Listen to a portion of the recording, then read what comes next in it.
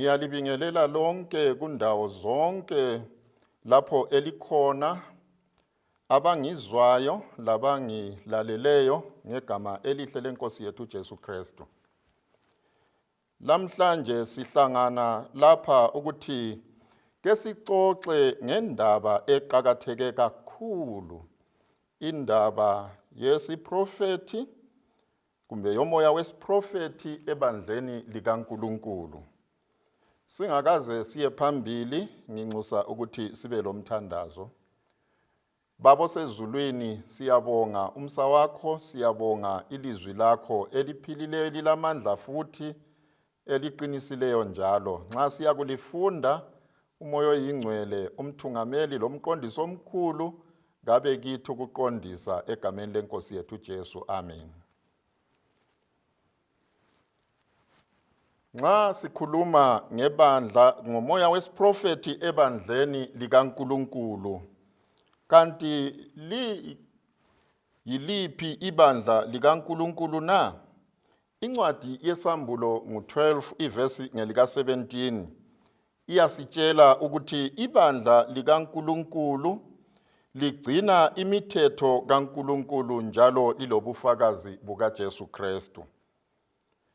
Leli bandla likaNkulunkulu sithola ukuthi uNkulunkulu nguye olithungamelayo ngelizwi lakhe. Encwadini yabaseFesu ichapter ngu-4 ivesi lika 11 lelika 12 sithola la amazwi. Evesini lika 11 ithi yona wanika izipho zakhe ukuba abanye babe ngabapostoli, abanye babe ngabaprofeti, abanye babe ngabavangeli, labanye babe ngabelusi bebandla, abanye babe ngabafundisi. Ivesi lika 12 bese lisithi lona ukuze abangcwele bapheleliselwe umsebenzi wokukhonza ekwakhiweni komzimba kaKristu. Ibandla likaNkulunkulu, uNkulunkulu ulimisele lezi zisebenzi kakhulu njengoba sigxile kusiprofethi. Ufakile abaprofeti bakhe ebandleni ukuze bancedise ibandla likaNkulunkulu lipheleliselwa ukukhonza uThixo ngendlela uNkulunkulu ayifunayo, hayi ngendlela abantu abafuna ngayo. Ibandla likaNkulunkulu limiselwe ukuba lime entandweni kaNkulunkulu.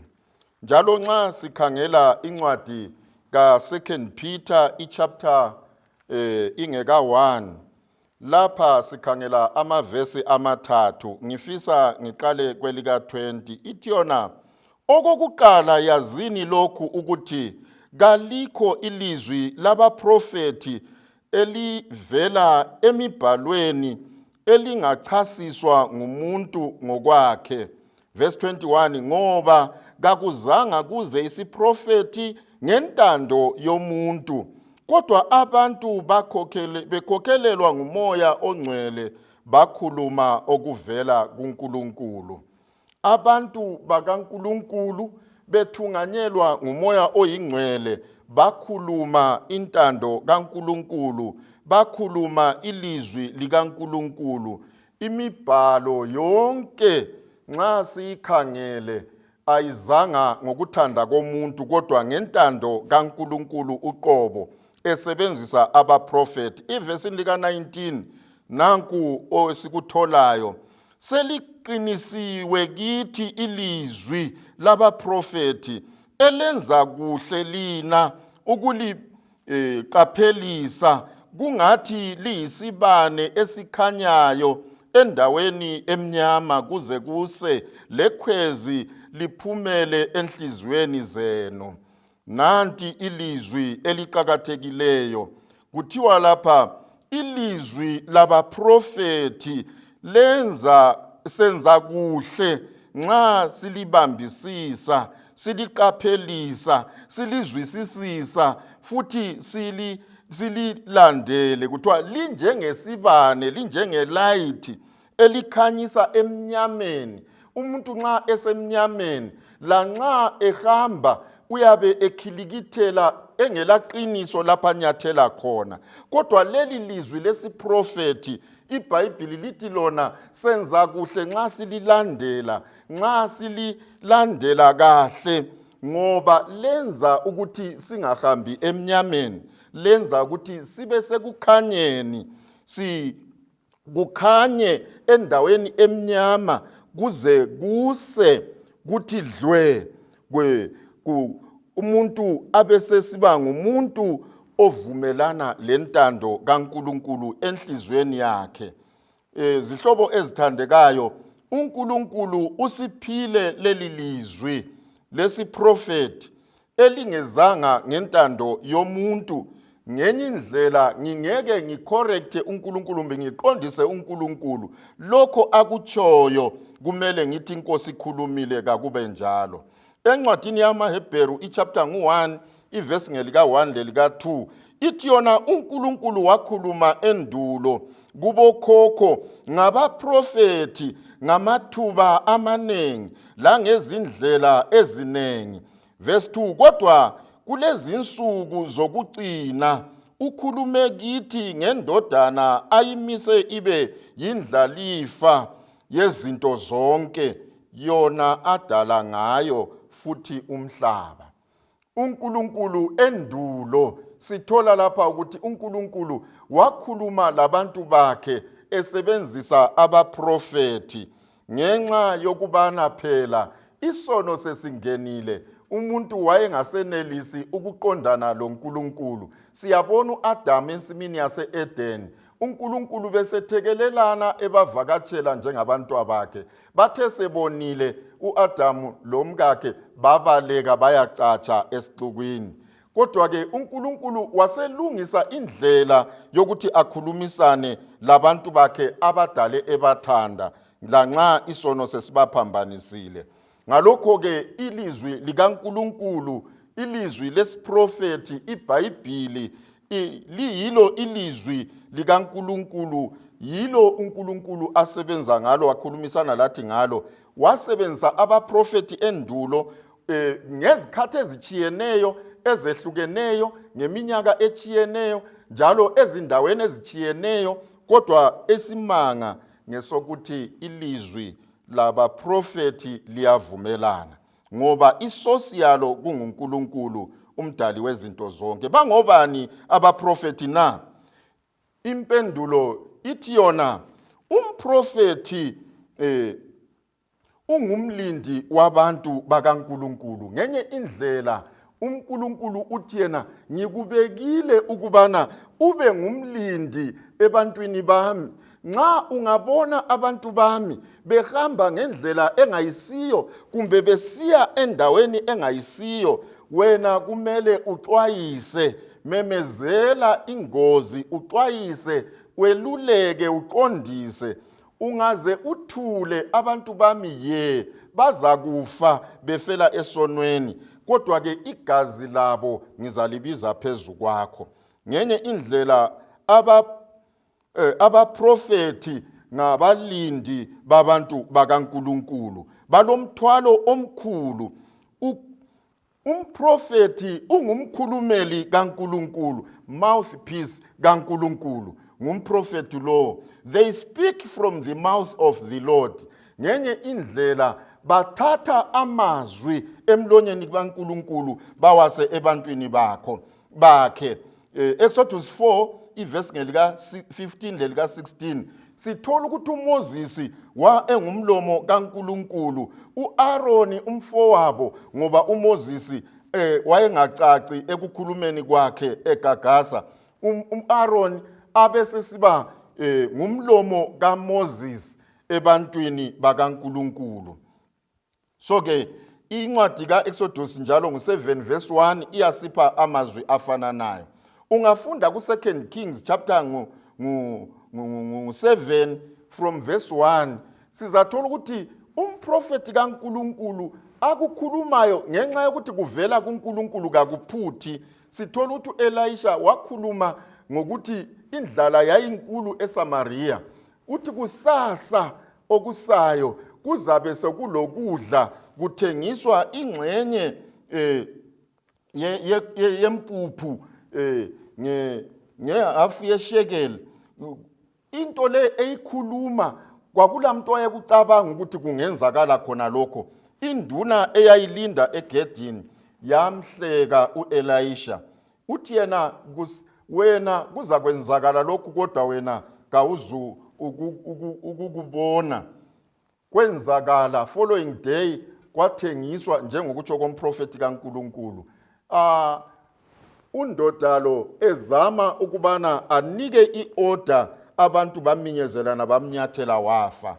Umprofeti ungumkhulumeli welizwe likaNkulunkulu, akukhulumayo kuliqiniso bathandekayo. Incwadi kaSambulo ngu-1 ivesi ngelika-2 iyasitshela ukuthi ilizwi likaNkulunkulu liyibufakazi bukaJesu Kristu. Ngubani okhetha abaprofeti na? Nanko omunye umbuzo. Kambe umuntu uyazikhethela yini ukuba ngumprofeti?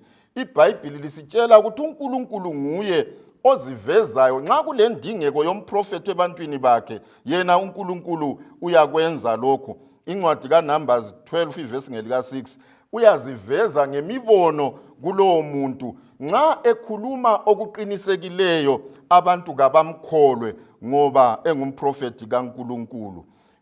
Encwadi kaJoshua ngu-1 verse 2 kusiya ku-9 isitshela ukuthi uMoses njengommeli kaNkulunkulu lomprofeti kaNkulunkulu kwa-Israyeli oyengumlomo kaNkulunkulu ebantwini bakwa-Israyeli, esefile uNkulunkulu wamreplacer ngoJoshua ukubana aqhubeke lo-Israyeli besiya elizweni lesithembiso. Njalo nxa umprofeti angazafe, ilizwi alikhulumileyo kalithundubali, kalibi ilizwi eselingasela mandla, lala lilokhu lilamandla ngoba kalivelanga kumprofeti, livela kuNkulunkulu.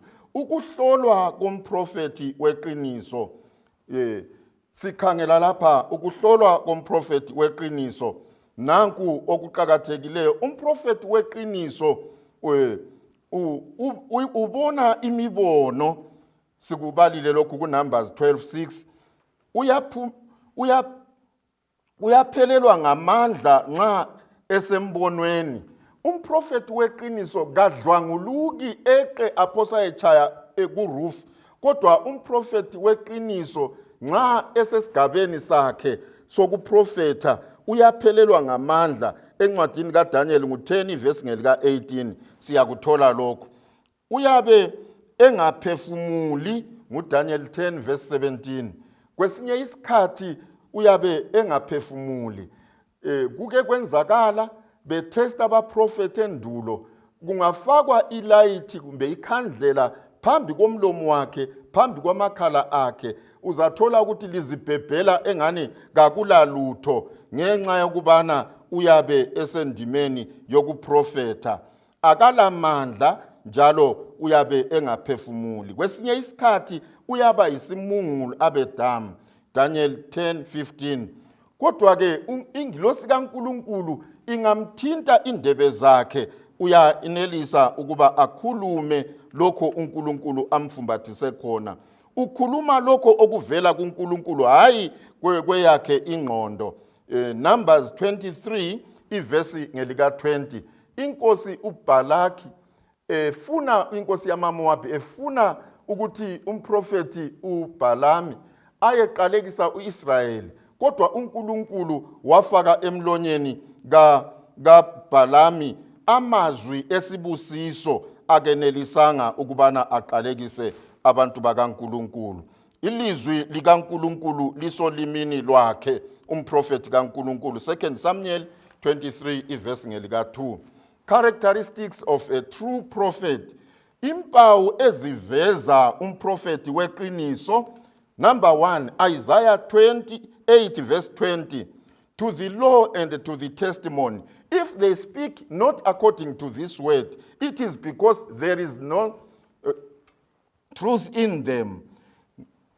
Nanti ilizwi likaNkulunkulu elisitshela khona ukubana kuwo umthetho lakuso isivumelwano uba laba bantu bengakhulumi njengokutsho kwaleli lizwi kungenxa yokubana iqiniso kalikho kubo. Ngenye indlela umprofeti kaNkulunkulu ugcina umthetho kaNkulunkulu njalo ulobufakazi bukaNkulunkulu. Akumelanga ukuthi iziqondiso zakhe ziphambane lezabanye abaprofeti. Nxa umprofeti kaNkulunkulu engezwakala esithi yena abantu kabadle utshani, yena uNkulunkulu engadalanga ukuthi abantu badle utshani, athi kabadle inyoka, athi kabadle ingulube, hayi abaprofeti kaNkulunkulu kabazange bafike kuleso sigaba. Number 2, uDeuteronomy 13 ivesi lapha lingelika 1 kusiya kwelika 4, kumele aphakamise uThixo. Umprofeti kaNkulunkulu uphakamisa uNkulunkulu ngaso sonke isikhathi, akaziphakamisi yena, akaphakamisi ubani, kodwa uphakamisa uNkulunkulu. Number 3, Deuteronomy 18 verse 21 lo 22, amazwi akhe amele abeqotho. Amazwi omprofeti kaNkulunkulu kumele abeqotho. Ngikhulumile ukuthi uElisha akukhulumayo kwenzakala, sekwenzakele, indoda ngeqiniso kayidlanga lokho kudla yanyathelwa yafa. Incwadi kaMatthew ngu7 ivesi ngelika 15 kusiya ku20, lapha uJesu uyasitshela ukubana abantu esihlahleni esihle ungeke ukhe izithelo ezimbi, njalo esihlahleni esibi ungeke ukhe izithelo ezinhle. Yilokho uJesu akukhuluma kulama vesi. Ngiyawasummarize lapha. Abesesithi yena evesini lika 20, liza kubazi ngezithelo zabo. Abaprofeti bakaNkulunkulu siza kubazi ngezithelo zabo, ngoba bekhuluma okuvela kuNkulunkulu, bengumlomo kaNkulunkulu. uJeremiah ngu23 ivesi ngelika 14, hayi bathandekayo, ukuze kungabi ukuthi ngiyazikhulumela, vumani ukubana siyivule incwadi kaJeremiah 23 ivesi lapha ngelika 14. Ngiyabala kuba profeti baseJerusalema, ngibone okwesabekayo, bayafeba, bakamba amanga, baqinisa izandla zalabo abenza okubi, kungasuki muntu ebubini bakhe. Bonke sebefana leSodoma kimi, labakhileyo khona bafana leGomora. Ivesi ngelika 16, inkosi yamabandla ithi, lingawalaleli amazwi abaprofeti abawatshumayelayo kini, belithembisa okuyize, bekhuluma imibono yengqondo zabo, kungesikho okuvela enkosini. Verse 17, bahlala besithi kulabo abadelela ilizwi lenkosi, kuzalilungela lonke, la kubo bonke abalandela inhliziyo zabo ezilenkani, bathi kaliku kwehlelwa ngokubi. Ngabaprofeti abangayisibo baprofeti abaqondileyo labo. uNkulunkulu uthi kangibazi futhi kangibathumanga. Evesini lika 25 ebesesithi yena, ngizwile ukuba batheni abaprofeti abatshumayela amanga ebizweni lami, besithi ngiphuphile. Koze kube nini amanga ekhona enhliziyweni zabaprofeti abatshumayela amanga, bechumayela inkohliso zenhliziyo zabo, abacabanga ukwenza abantu bami ukuba bakhohlwe ibizo lami ngamaphupho abo abawaxoxayo, njengaboyise abalikhohlwayo ilizwi lami ngenxa kaBhali. Evesini lika 29 abesesithi yena, ilizwi lami njengomlilo yini, la njengesando esiqhekeza ilitshe na, kutsho inkosi. Ngamanye amazwi, ilizwi likaNkulunkulu bathandekayo lilamandla.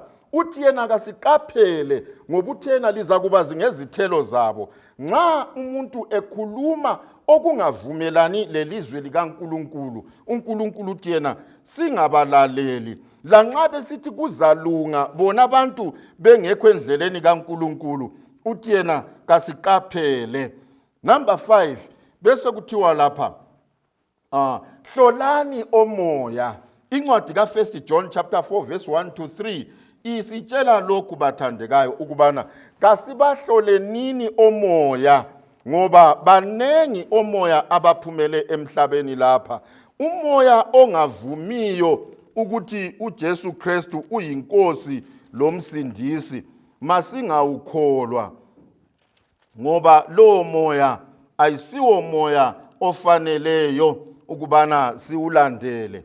Kodwa ke inkuthazo ithi yona bathandekayo, lingakholwa omoya bonke, kodwa bahloleni omoya ukuthi bangaba kaNkulunkulu yini, ngoba banengi abaprofeti bamanga abaphumele emhlabeni.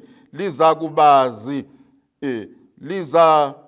kumazi umoya kaNkulunkulu ngalokhu ukuthi umoya wonke ovumayo ukuthi uJesu Kristu weza waba ngumuntu ungokaNkulunkulu, lalowo moya ongavumiyo ngokunjalo ukuthi uJesu kasuye ngokunjalo uJesu kasuye okaNkulunkulu, lo ungowomphiki kuKristu eselizwile ngaye ukuthi uyeza lakhathesi usefikile emhlabeni. Nanti ilizwi bathandekayo elisixwayisayo ukubana kasibahlole omoya, ngoba banengi omoya baphumele emhlabeni. Njalo ilizwi lithi lona umoya ovuma ukuthi uJesu Kristu uyinkosi weza lapha wasifela, lo moya kufanele siwulandele, ngumoya kaNkulunkulu. Encwadini yesambulo ngu-22 evesini lingelika 7 ithi yona lapha, incwadi kasambulo ngu-22 ivesi ngelika 7 ithi yona, khangela ngiyeza masinyane, ubusisiwe owagcinayo amazwi esiprofethi alotshiweyo kule incwadi. Verse 10, sathi kimi ungawenzi imfihlo amazwi esiprofethi alotshiweyo kule incwadi, ngoba isikhathi sesiseduze. Evesini lingelika 12 abesesithi, khangela ngiyeza masinyane, ngilomvuzo wami ukunika lo lalo njengemisebenzi yakhe. Verse 18 lo 19, ngiyabaxwayisa bonke abawezwayo amazwi esiprofethi alotshiweyo kule incwadi, uba umuntu esengezelela kuwo, uNkulunkulu uza kwengezelela kuye izifo ezilotshiweyo kulincwadi. Uba umuntu ephungula amazwi esiprofethi alotshiweyo kulincwadi, uNkulunkulu uza kuphungula isabelo sakhe esihlahleni sokuphila lasemzini ongcwele, izinto ezilotshiweyo kulincwadi. Ngenye indlela siqonqoselwa bathandekayo ukubana ubusisiwe umuntu ogcina amazwi alesi siprofethi alotshiweyo kule incwadi, incwadi engcwele, iBhayibhili, ilizwi likaNkulunkulu. Njalo umuntu ozawaphungula laye kuzaphungulwa ilungelo lakhe emthini wokuphila. Oza kwengezwe inhlupho kuye lowo muntu. Injongo kaNkulunkulu kayisiyo yokuthi kube khona abantu abangalalungelo lokuba khona emzini ongcwele. Injongo kaNkulunkulu ngeyokuthi thina sonke sibe khona ekusindisweni. Siyakhuthazwa ukuthi sibambeleleni elizwini lesiprofethi likaNkulunkulu, ngoba isikhathi sesiseduze sokuthi umusa uvalwe, aphume endlini yokuncengela uJesu ezothatha labo abalandele abaprofeti bakhe lelizwi lakhe elingcwele. Wena uzabe ukhona na? Nanku umbuzo omkhulu bathandekayo. uNkulunkulu ngalesi sikhathi uyakudinga ukuthi lawe ube khona. Nxa ungabhalisanga bhalisa, nxa ubhalisile hlala elizwini likaNkulunkulu, themba kuNkulunkulu, ulalele ilizwi likaNkulunkulu, ulalele abaprofeti bakaNkulunkulu, ulalele iBhayibhili. uNkulunkulu asenzele kahle, asibusise nxa sisenza izinqumo ezinhle zokubana silalele ilizwi likaNkulunkulu. asithandazenini. Babothandekayo sezulwini, ngithanda ukukubonga ngalesi sikhathi ngelizwi lakho lesiprofethi eliqinisileyo. Ngiyabonga njalo ukuthi uvezile intando yakho ebantwini bakho, baloba leli lizwi, bakhuluma kwagcwaliseka, abanengi bakholwa. Awu Nkosi, ngalesi sikhathi lathi sesizwile leli lizwi eliqhakathekileyo, siphathise ukubana senelise ukubambelela ezithembisweni zakho laselizwini lakho, ukuze nxa ususiza uthe uyeza lomvuzo ukuze unike yilo lalo njengokwenza kwakhe. Sicela ukubana sifunyanwe singabenze okulungileyo. Egameni leNkosi yethu Jesu ngiyakhuleka. Amen.